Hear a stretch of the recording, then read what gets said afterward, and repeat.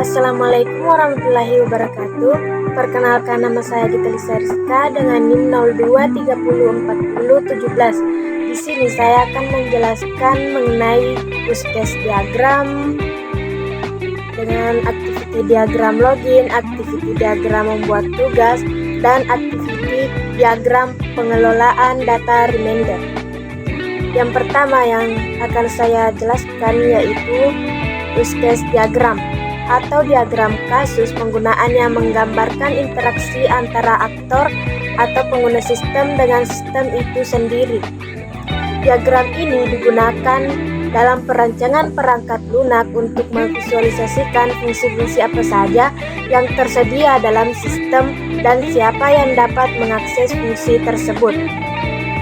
Dalam diagram ini terdapat dua aktor, yaitu user atau pengguna biasa dan admin atau pengguna dengan hak akses lebih tinggi.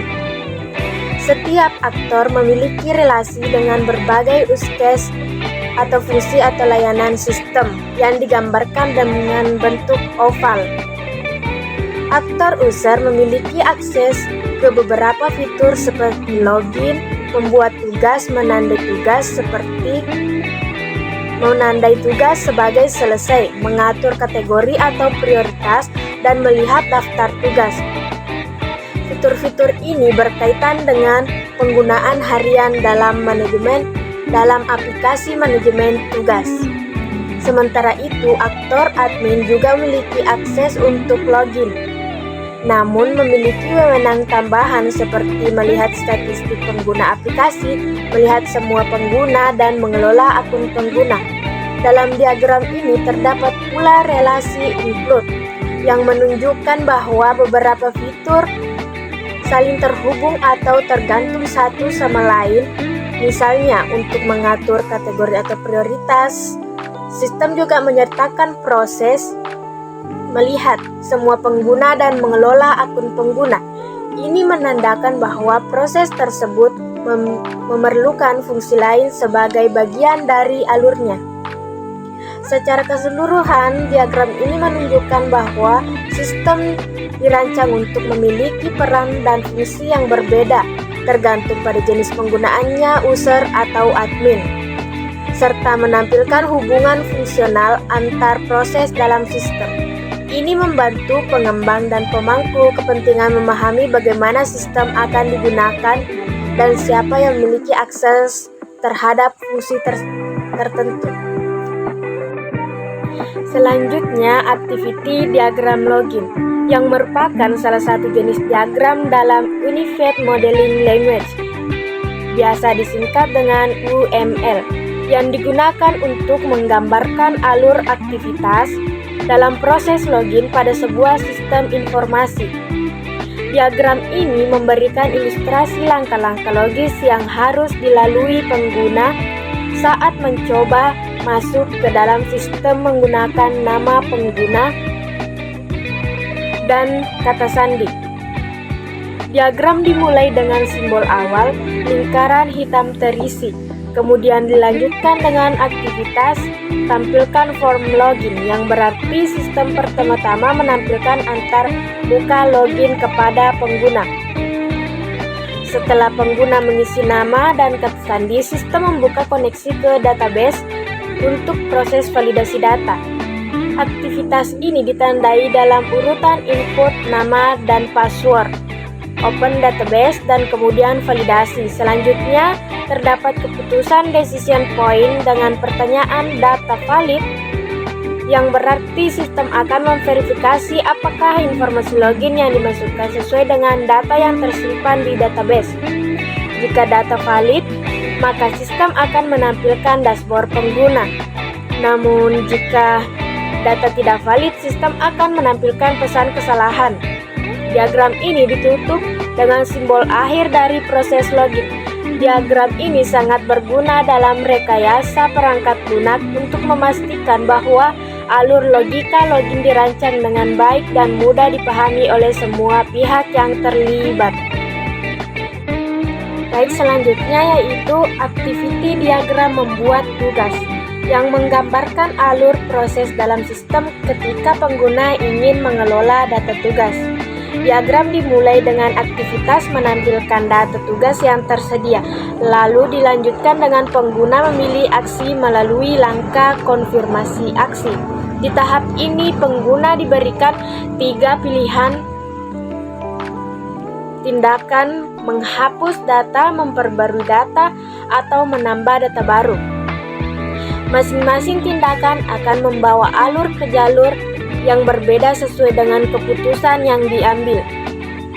Jika pengguna memilih untuk menghapus atau memperbarui data, maka sistem akan mengecek apakah data tersebut milik pengguna melalui proses data Anda. Jika data valid, sistem akan memproses ke tahap validasi data, kemudian menyimpan data, dan akhirnya menampilkan hasil proses. Jika pengguna memilih untuk menambah data baru, mereka akan diarahkan untuk mengisi data baru terlebih dahulu sebelum mengikuti proses validasi dan penyimpanan.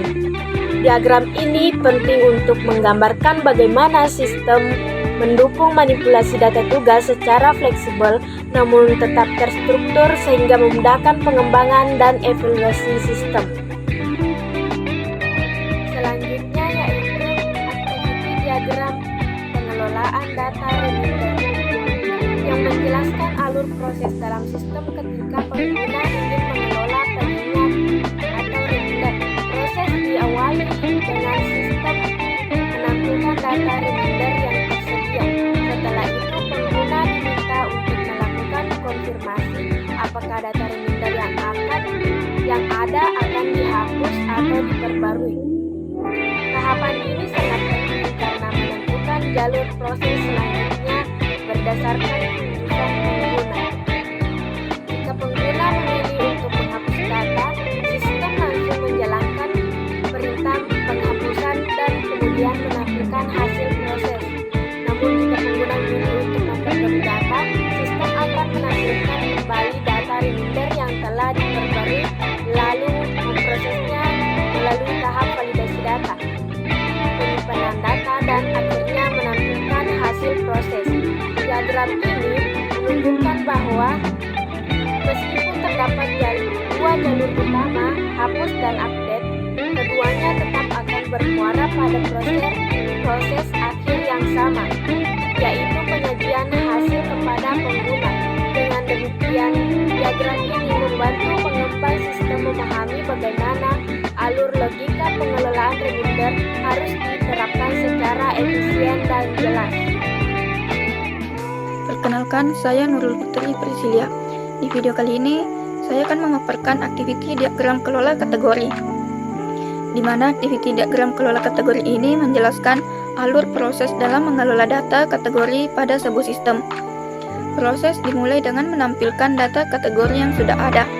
Kemudian pengguna diberikan opsi melalui tahap konfirmasi aksi untuk melakukan salah satu dari 3 tindakan: hapus, update, atau mengecek apakah data belum ada. Jika pengguna memilih untuk menghapus data, sistem akan langsung menjalankan perintah hapus data. Sementara jika pengguna memilih untuk memperbarui, maka sistem akan memproses perintah update data. Setelah proses penghapusan atau pembaruan, sistem melakukan pemeriksaan apakah data kategori yang dimaksud belum tersedia. Jika data memang belum ada, maka pengguna akan diminta untuk menginput data kategori baru. Namun, jika data sudah tersedia, maka sistem hanya akan menampilkannya kembali. Kedua alur ini akan bertemu di tahap validasi data, kemudian dilanjutkan dengan proses penyimpanan data, dan diakhiri dengan menampilkan hasil data kepada pengguna.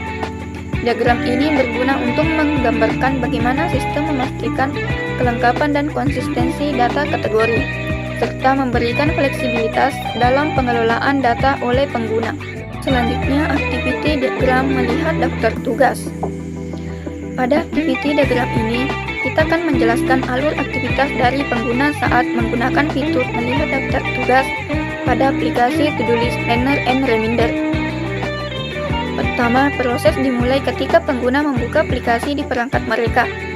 Setelah aplikasi terbuka, pengguna akan diarahkan untuk melakukan login sebagai langkah autentikasi. Setelah login dilakukan, sistem akan memverifikasi identitas pengguna. Jika proses verifikasi berhasil, pengguna dapat mengakses berbagai menu dalam aplikasi, termasuk menu untuk melihat daftar tugas. Selanjutnya, pengguna memilih menu daftar tugas. Pada tahap ini, sistem secara otomatis menampilkan seluruh daftar tugas yang telah dimiliki oleh pengguna, lengkap dengan informasi penting seperti judul, tenggat waktu, dan status penyelesaian.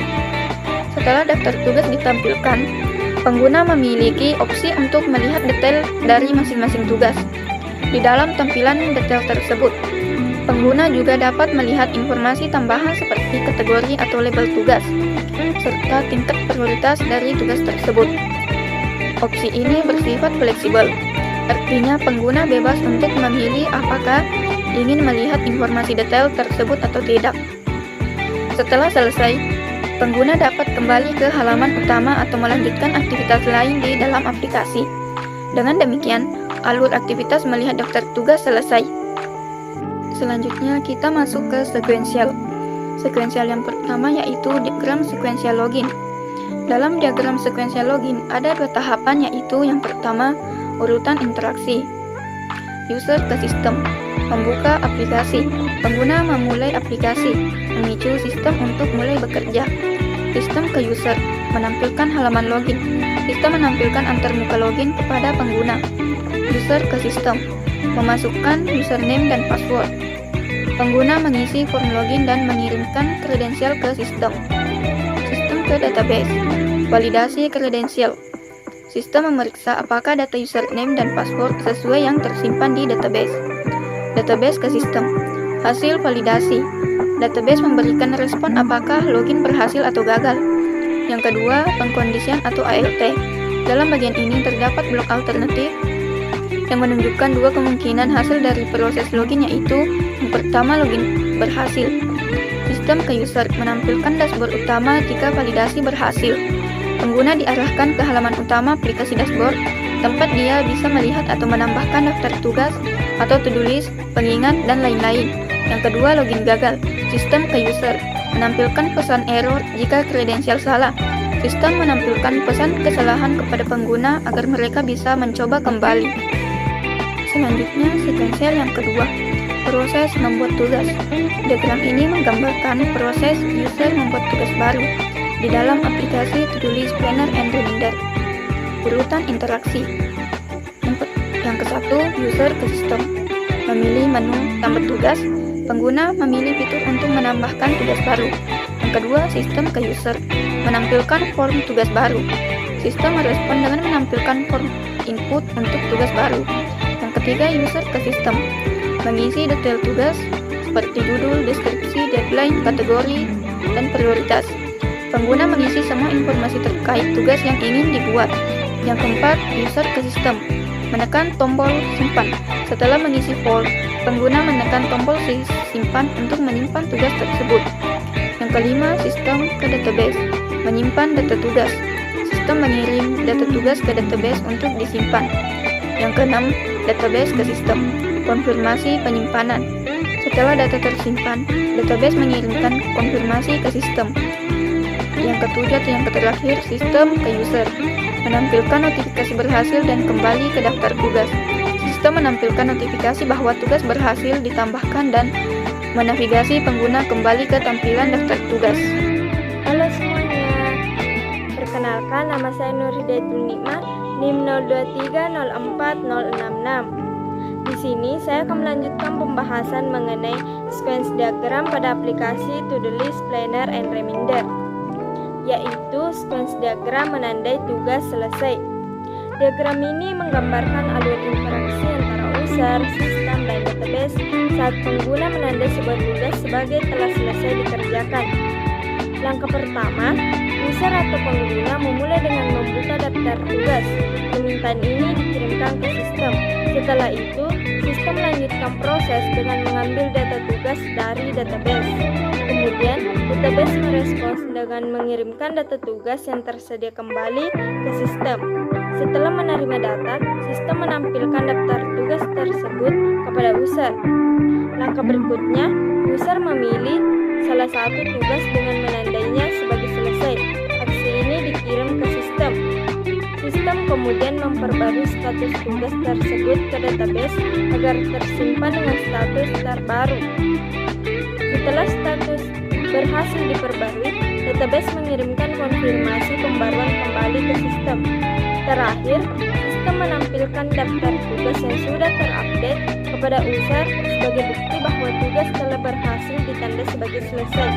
Dengan diagram ini, kita bisa memahami bagaimana interaksi antara komponen bekerja secara runtun dan efisien dalam proses sederhana namun penting, yaitu menandai tugas sebagai selesai.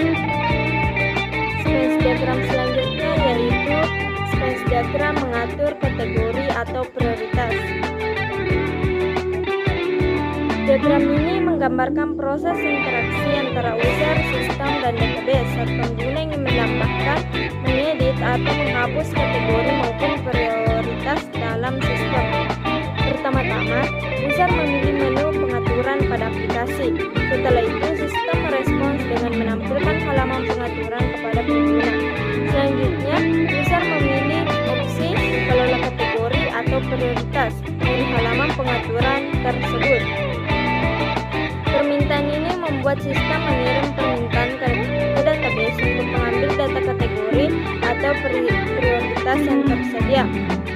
Database lalu mengirimkan data tersebut kembali ke sistem. Setelah data diterima, sistem menampilkan form kelola kategori atau prioritas yang siap untuk diubah. Di tahap berikutnya, user bisa melakukan berbagai aksi seperti menambah, mengedit, atau menghapus kategori maupun prioritas sesuai kebutuhan. Aksi ini kemudian dikirimkan ke database untuk menyimpan perubahan yang dilakukan. Setelah penyimpanan selesai, database memberikan konfirmasi bahwa perubahan telah berhasil disimpan. Akhirnya, sistem menampilkan notifikasi bahwa proses berhasil kepada user. Dengan alur ini, pengguna dapat mengelola pengaturan kategori dan prioritas dengan mudah dan cepat. Diagram ini sangat berguna untuk memahami bagaimana sistem merespon permintaan perubahan data dengan struktur yang teratur dan efisien. Selanjutnya yaitu sequence diagram melihat daftar tugas. Diagram ini menjelaskan bagaimana alur proses saat pengguna ingin melihat daftar tugas yang tersedia di sistem. Langkah pertama, user memilih menu daftar tugas di aplikasi. Permintaan ini diteruskan ke sistem, yang kemudian menghubungi database untuk mengambil data tugas milik pengguna. Database merespons dengan mengirimkan data tugas yang sesuai kembali ke sistem. Setelah menerima data, sistem menampilkan daftar tugas kepada user lengkap dengan fitur filter dan sorting.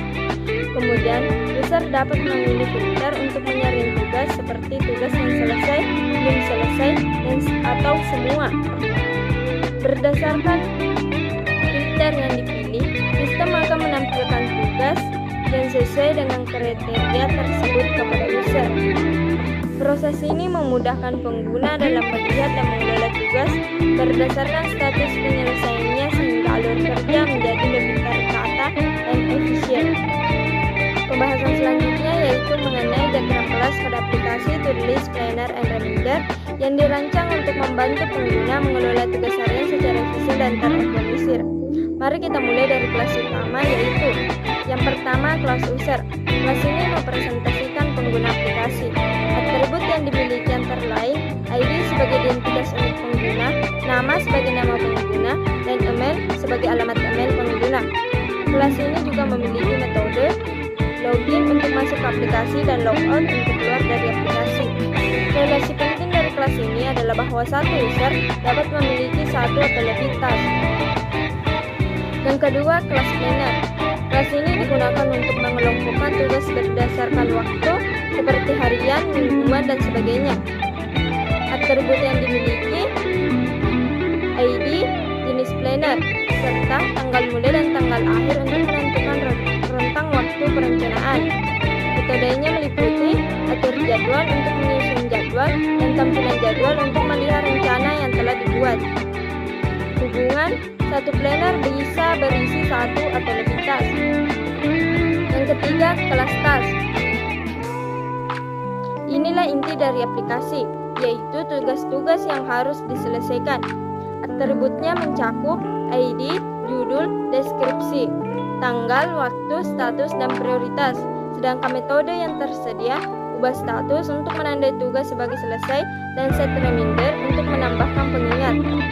Relasi penting di sini adalah bahwa sebuah task dapat memiliki 0 atau 1 reminder, artinya tidak semua tugas wajib diberi pengingat. Yang keempat, kelas reminder. Kelas ini bertugas mengatur pengingat agar pengguna mendapat notifikasi pada waktu yang telah ditentukan. Atribut yang ada, ID, waktu pengingat, dan pesan. Metode utamanya adalah kirim notifikasi yang akan mengirimkan pesan pengingat ke pengguna. Adapun alur penggunaan aplikasi, yang pertama, pengguna pertama-tama melakukan login ke aplikasi. Selanjutnya, mereka bisa membuat planner berdasarkan periode waktu tertentu. Dalam planner tersebut, pengguna dapat menambahkan satu atau lebih tugas atau task. Masing-masing tugas bisa disesuaikan dengan judul, deskripsi, waktu, dan tanggal pelaksanaan, status dan prioritas, serta pengingat jika diperlukan. Ketika waktu pengingat tiba, metode kirim notifikasi akan dijalankan untuk memberitahu pengguna.